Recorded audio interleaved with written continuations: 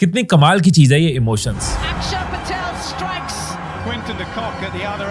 जब ये खुशी से बहती हैं तो जिंदगी भर की मेमोरीज बन जाती हैं। And the Oscar goes to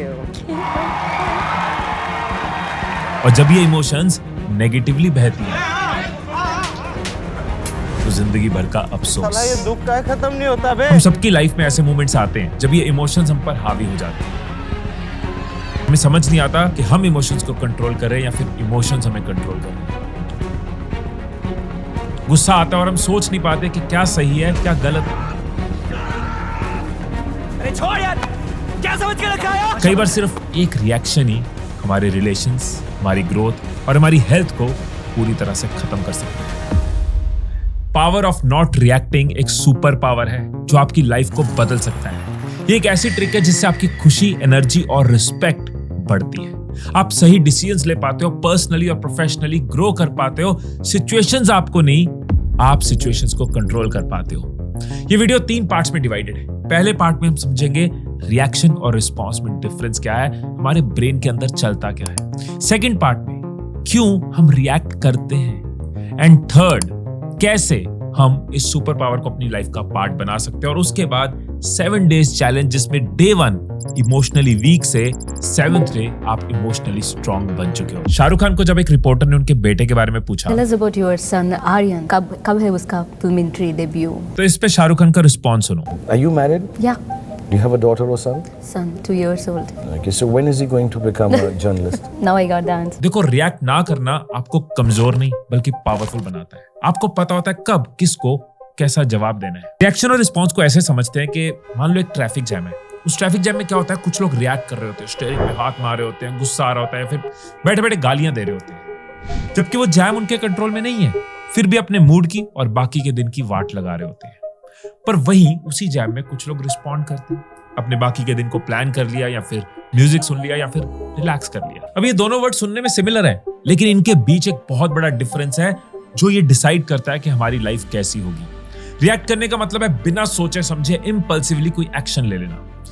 मैं इसको एक्सप्लेन करता हूँ कि हमारे एंसेस्टर्स के टाइम पे क्या था ना, ये रिएक्शन बहुत काम की चीज थी। जब कोई जानवर सामने आता था तो अपनी जान बचाने के लिए एकदम से रिएक्ट करना जरूरी था। मतलब ये जो रिएक्शन है ना, ये ब्रेन का सर्वाइवल मैकेनिज्म है कि जब भी कोई खतरा आएगा रिएक्ट करो या फाइट करो या फ्लाइट करो। फाइट मतलब सिंघम की तरह लड़ लो, फ्लाइट मतलब मिल्खा सिंह की तरह भाग लो। लेकिन अब ये ऐसे फिजिकल खतरे तो नहीं है, तो हमारा जो ब्रेन है वो इमोशनल और साइकोलॉजिकल खतरों से बचाने की हमें कोशिश करता है। कैसे? रिएक्शन के साथ। मैं लेट हो रहा हूँ, ब्रेन के पास 2 ऑप्शंस है, फाइट मतलब स्ट्रेस ले लो, गाली दे दो, फ्लाइट मतलब जल्दबाजी में चीजें करो। उसने मुझे ऐसे कैसे बोल दिया, फाइट उसको अभी बताता हूं मैं तेरा सर फोड़ दूंगा, या फिर फ्लाइट आज के बाद मैं उससे बात ही नहीं करूंगा। एक बार इस पूरे प्रोसेस को ना साइंटिफिकली समझते हैं सो दैट हमें ये पता हो कि एक्चुअली में हमारे ब्रेन के अंदर होता क्या है। ये हमारे ब्रेन का वो प्लेयर है जो जवानी के जोश में है, और ये हमारे ब्रेन का कैप्टन कूल MS धोनी। ये ना सोच समझ कर डिसीजन लेता है। अब जब हमें अचानक डर लगता है या गुस्सा आता है या कोई चीज हर्ट करती है तो अंदर एक फायर अलार्म बजता है। मतलब कुछ ही मिली सेकेंड्स में ये भाई साहब इतने एक्टिव हो जाते हैं कि सबको इग्नोर कर देते हैं, कैप्टन को भी इग्नोर कर देते हैं और जो मन में आए वो करते हैं। मतलब इससे पहले कि कैप्टन कोई एक्शन ले, इससे पहले कि लॉजिक कोई एक्शन ले, इमोशन आ जाती है और बहुत बार हमारा नुकसान कर जाती है। इसी चीज को एमिगडाला हाईजैक कहते हैं। मतलब कैप्टन दूसरे किसी प्लेयर की चलने ना दे जब वो अपनी चला पाए। तब आप सिचुएशन को असेस कर पाते हो, कॉन्सिक्वेंसेस सोच पाते हो और उस हिसाब से एक्ट कर पाते हो। इसी चीज को रिस्पॉन्ड करना कहते हैं। हाँ, कई बार ऐसा भी होता है कि एक ही बार में बंदा रिएक्ट और रिस्पॉन्ड दोनों कर जाता है। पार्ट 2, हम रिएक्ट करते क्यों है। एक दिन मेरी फ्रेंड सिम्मी बैठ के काम कर रही थी, अब अचानक से चिल्लाती है, उठती है, भागना शुरू कर देती है, अपनी सीट से बहुत दूर जाके खड़ी हो जाती है। मैंने कहा क्या हुआ? तो उसने बताया सीट के पास कॉकरोच है। अब कॉकरोच इतना सा कॉकरोच इतनी सी सिम्मी का कुछ नहीं बिगाड़ सकता, पर इमोशन हाईजैक कर लेती है। डर ने लॉजिक को हाईजैक कर लिया। लॉजिक कहता है कॉकरोच इतना है, लेकिन डर कहता है कॉकरोच है, और फ्लाइट रिस्पॉन्स एक्टिवेट हुआ, वो भागी। ये 6 इमोशंस एक तरह के 6 बटन है, और जब ये बटन ज्यादा प्रेस हो जाते हैं तब हम पॉजिटिवली या नेगेटिवली रिएक्ट करते हैं। कोई बात हमें ठीक नहीं लगी या फिर हमारे हिसाब से नहीं हुई, ये क्या है, या दिल को लग गई, हमें गुस्सा आ जाता है, हम रिएक्ट कर देते हैं।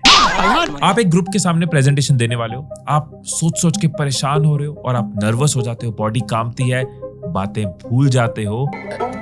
Any question? स्ट्रेस एंजाइटी बन जाता है और एंजाइटी हमारी बॉडी पे नेगेटिवली रिएक्ट करती है। ऐसे सैडनेस, दुख में कुछ लोग ज्यादा खाते हैं या फिर कुछ लोग ज्यादा शॉपिंग करनी शुरू कर देते हैं और कुछ लोग गलत स्टेप ले लेते हैं।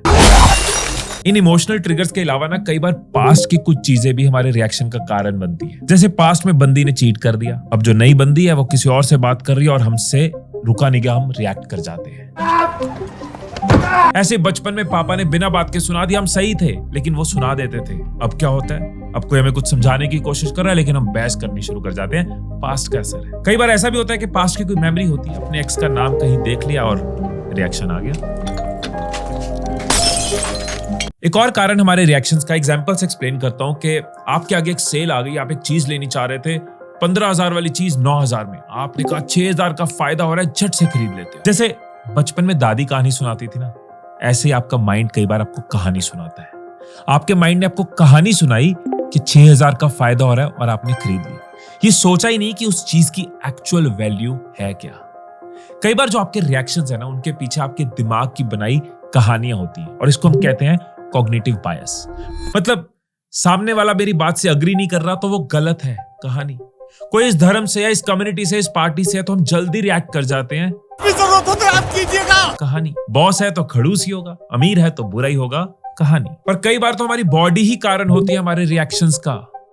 कुछ लोग हैंग्री होते हैं, मतलब भूख की वजह से गुस्सा आ जाना। आप हर बात को पेट से कैसे जोड़ देते हैं? कई बार नींद पूरी नहीं होती और हम चिड़चिड़े होते हैं, ज्यादा रिएक्ट करते हैं। इसके अलावा आप कहां पले बढ़े हो, आपके आसपास कैसा माहौल था, इस पे भी डिपेंड करता है कि आपकी इमोशंस पे कंट्रोल कितना है। फॉर एग्जाम्पल, पेरेंट्स बात बात पे लड़ते थे, घर पे एक लड़ाई का माहौल था, तो हो सकता है कि आप बहुत जल्दी रिएक्ट करते हो, आपकी पेशेंस बहुत कम हो। या फिर बचपन में आपका मजाक उड़ाया गया, अब स्टेज पे चढ़ने से पहले आपकी टांगे कांपती है। अब पार्ट 3 और 7 डेज चैलेंज पे जाने से पहले मैं आपका 1 मिनट लेना चाहूंगा और आपको अपनी वर्कशॉप के बारे में बताना चाहूंगा। अगर आप इसके बारे में जानने में इंटरेस्टेड नहीं है तो आप इस पार्ट को स्किप करके आगे जा सकते हैं। मैं और मेरी टीम एक लाइव वर्कशॉप ऑर्गेनाइज कर रहे हैं जिसमें मैं आपके साथ आपके ऊपर काम करूंगा। इस वर्कशॉप में आपको एक वर्कबुक मिलती है जिसको आप साथ साथ भरते हो, क्वेश्चंस को आंसर करते हो, आपको अपनी लाइफ की क्लैरिटी मिलती है, आप अपनी लाइफ का ब्लूप्रिंट बना पाते हो। इस वर्कशॉप में मैं आपको मैनिफेस्टेशन के बारे में डिटेल में बताऊंगा, कैसे आप अपनी ड्रीम लाइफ को रियलिटी में बदल सकते हो।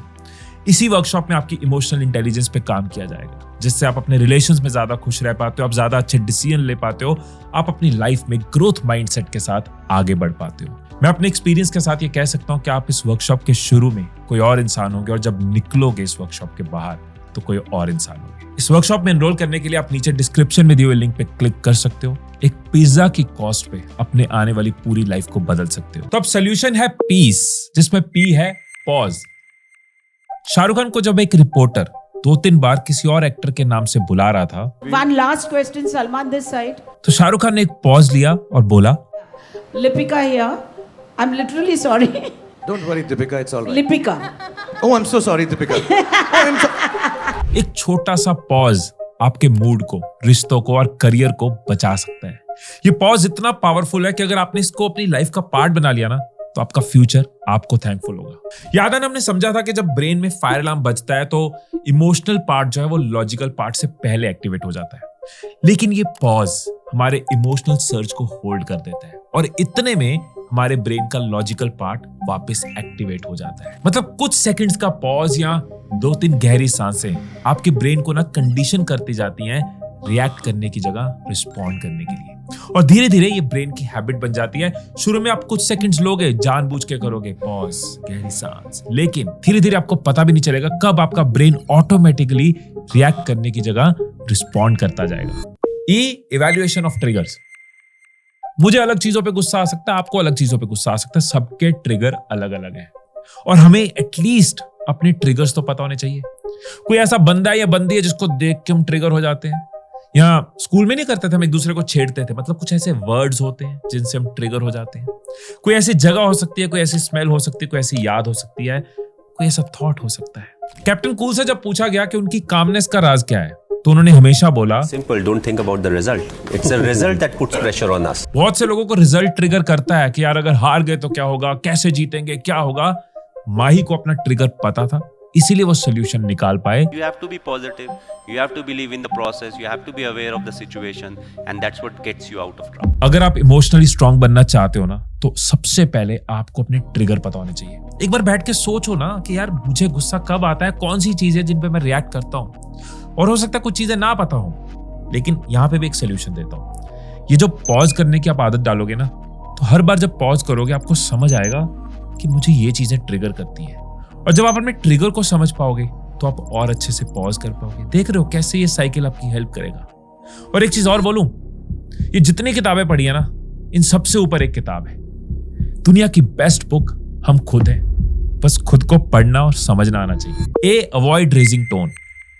जब हमें गुस्सा आता है ना, तो नेचुरली हमारी टोन जो है ना वो ऊपर जाना शुरू कर देती है। ओए काके, हम अपने इमोशंस और थॉट्स को एक्सप्रेस करने के लिए अपनी वॉइस को रेज करना शुरू कर देते हैं। दीवार को क्या मारता है, मेरी छाती पे मारना। और चिल्लाने पे बात सुलझती नहीं, बिगड़ती है। गोविंद चिल्ला मत। क्योंकि जो फोकस है ना, वो आपके वर्ड से आपकी टोन पे शिफ्ट हो जाता है। Keep your voice down. इससे सामने वाले के ब्रेन के लिए भी एक थ्रेट है। सामने से कोई चिल्ला रहा है, वो भी फाइट और फ्लाइट में वापस रिएक्ट कर देता है। फिर बैठ के कामली बात करने की जगह हम एक दूसरे पे चिल्ला रहे होते हैं।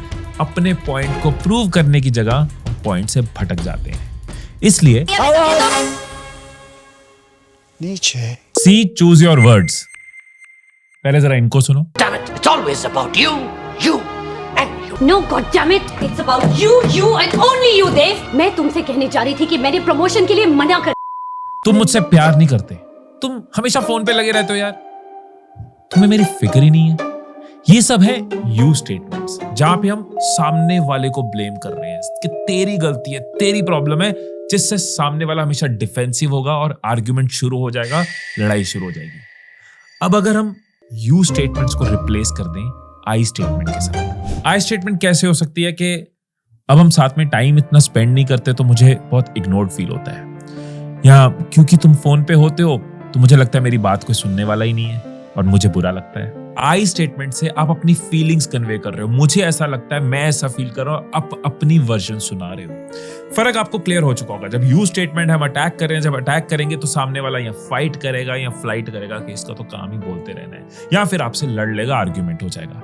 लेकिन जब आप आई स्टेटमेंट यूज करते हो तो एक एम्पैथी क्रिएट होती है। आप अपनी फीलिंग्स बता रहे हो, सामने वाला समझता है कि आप किस चीज से बीत रहे हो। आप अटैक नहीं कर रहे, आप शेयर कर रहे हो। ई है एक्सप्लोर पर्सपेक्टिव। या आपके सिर्फ रिएक्शन को रिस्पॉन्स में नहीं बदलेगा, या आपको लाइफ लॉन्ग बहुत जगह हेल्प करेगा। ध्यान से समझना इस पॉइंट को। मैं अपनी एग्जांपल देता हूं। मेरा एक टीम मेंबर था, बहुत दिन से उसकी परफॉर्मेंस बहुत खराब चल रही थी, दिए हुए काम पूरी तरह कर नहीं रहा था और फाइनली बहुत ज्यादा हाल खराब हो गया था। तो पहले मैं उसके बारे में ओपिनियंस बना रहा था कि यार कैसा परफॉर्म कर रहा है, सही नहीं है ये वो, एंड फाइनली मैंने उसको एक वार्निंग मेल डाल दी। फिर उसने मुझे बताया कि उसका जो रिलेशन है वो डाइवोर्स पे आया हुआ है और वो एक बहुत बड़ी स्ट्रगल में है।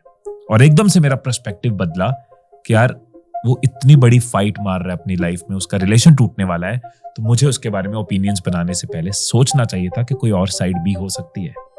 इसी तरह से कई बार हम किसी होटल में जाते हैं, रेस्टोरेंट में जाते हैं और हम कहते हैं यार ढंग से बात नहीं करी उन्होंने, हमें इज्जत नहीं दी, वैसे यार ध्यान नहीं दिया। हमें नहीं पता सामने वाले की लाइफ में क्या चल रहा है, मेडिकली क्या चल रहा है, उसके घर में क्या चल रहा है। सो एकदम से हम रिएक्ट करके अपना मूड भी खराब कर रहे हैं, अपनी सेहत भी खराब कर रहे हैं। एक बार के लिए पर्सपेक्टिव बदल के देखें, एक्सपैंड करके देखें, उसको एक्सप्लोर करके देखें। और ये चीज मैं अपने लिए भी कहता हूं। फॉर एग्जाम्पल, आप गाड़ी चला रहे हो, किसी ने ऐसे कट काट के गाड़ी निकाल ली, आपने गाली दे दी, गुस्सा आ गया, अपने हार्ड वंस ले लिए, मूड खराब कर लिया। एक बार पर्सपेक्टिव बदलो कि क्या ये उसका ओवरटेक करना आज से 5 साल बाद मुझे याद होगा? क्या ये 5 साल बाद इंपॉर्टेंट होगा? क्या ये मेरी लाइफ में कोई बहुत बड़ा रोल प्ले करने वाला है? नहीं। तो मैं अभी क्यों हार्ड बर्न्स लूं? अभी क्यों अपनी हेल्थ खराब करूं, मूड खराब करूं, अपनी लाइफ की मूवमेंट्स खराब करूं? आज उसकी बात से बुरा लग रहा है, 5 साल बाद इंपॉर्टेंट है। आज इस चीज से बुरा लग रहा है, 5 साल बाद इंपॉर्टेंट है। अगर आप अपने पर्सपेक्टिव को एक्सप्लोर करना शुरू कर दोगे तो आप बहुत सारी चीजों पर रिएक्ट करने की जगह काम तरीके से, कंपोज तरीके से रिस्पॉन्ड कर पाओ। अब वीडियो के 3 पार्ट देख लिए, नॉलेज मिली, पता चला ब्रेन के अंदर क्या होता है, हम रिएक्ट क्यों करते हैं, रिएक्शन और रिस्पॉन्स में डिफरेंस क्या होता है, पीस मेथड क्या होता है, हम सब समझ गए। अब जब तक चेंज नहीं आएगा तब तक वीडियो का फायदा नहीं होगा। और यहां पे आपके लिए होमवर्क है, यहां पे आपके लिए काम है, एक्शन है। सिर्फ देखना नहीं है, एक्शन लेना है। 7 डेज चैलेंज आपको दे रहा हूं, 7 डेज का एक्शन प्लान आपको दे रहा हूं। बहुत कुछ करने को नहीं बोलूंगा, सिंपल एक चीज की प्रैक्टिस करो जो सबसे पावरफुल है। पहले पॉज की प्रैक्टिस करो। जब भी रिएक्ट करने लगे हो, दिन में ऐसे कई चीजें होती हैं, हम ओवर थिंकिंग में जाने लगे होते हैं, कुछ नेगेटिव रिएक्शन करने लगे होते हैं, किसी चीज पर रिएक्ट कर रहे होते हैं, किसी के सामने भी नहीं कर रहे होते, मन में कर रहे होते हैं, तब कोशिश करो पॉज करो। हो सकता है कई बार कर पाओ, कई बार नहीं कर पाओ। जब पॉज करो तो अपने ट्रिगर को ऑब्जर्व करो, मेरा ट्रिगर क्या था। और अगर नहीं कर पाए तो भी कोई बात नहीं, आगे बताता हूं। दिन बीत गया, शाम को 5 मिनट निकालो, अपने नोटपैड पे या फोन के नोट्स में लिखो कि आज किन चीजों पे मैं रिएक्ट कर रहा था, मेरे ट्रिगर्स क्या थे, क्या उसका कोई और पर्सपेक्टिव हो सकता है, क्या वहां पे यू स्टेटमेंट की जगह मैं आई स्टेटमेंट दे सकता हूं, और जहां पे मैंने पॉज किया वहां पे मेरी क्या अंडरस्टैंडिंग थी, मुझे क्या फायदा हुआ। 4 से 5 मिनट में अपने बारे में जो नोट्स लिख रहे हो ना, आप अपनी किताब को पढ़ रहे हो, अपनी किताब को समझ रहे हो। इससे सिर्फ आपका रिएक्शन रिस्पॉन्स में नहीं बदलेगा, आप अपनी इमोशंस को लेके और क्लियर होंगे, आप इमोशनली इंटेलिजेंट होंगे, इमोशनली स्ट्रांग होंगे। और अगर हम इमोशनली स्ट्रांग हो गए, इमोशनली इंटेलिजेंट हो गए, तो लाइफ की बड़ी से बड़ी प्रॉब्लम से हम डील कर पाते हैं, अपने रिलेशंस में हम ज्यादा अच्छे से निभा पाते हैं, अपने करियर में हम स्ट्रांगली ग्रो कर पाते हैं, और ओवरऑल अपनी लाइफ को बहुत मीनिंगफुल बना पाते हैं। तो आज से रिएक्ट नहीं, पीस के साथ रिस्पॉन्ड करेंगे। फिर मिलेंगे अगली वीडियो में, तब तक खुश रहिए, खुशियां बांटते रहिए। और अगर लाइफ चेंजिंग वर्कशॉप का पार्ट बनना चाहते हो, अपनी लाइफ को चेंज करना चाहते हो, तो लिंक नीचे डिस्क्रिप्शन में मिल जाएगा।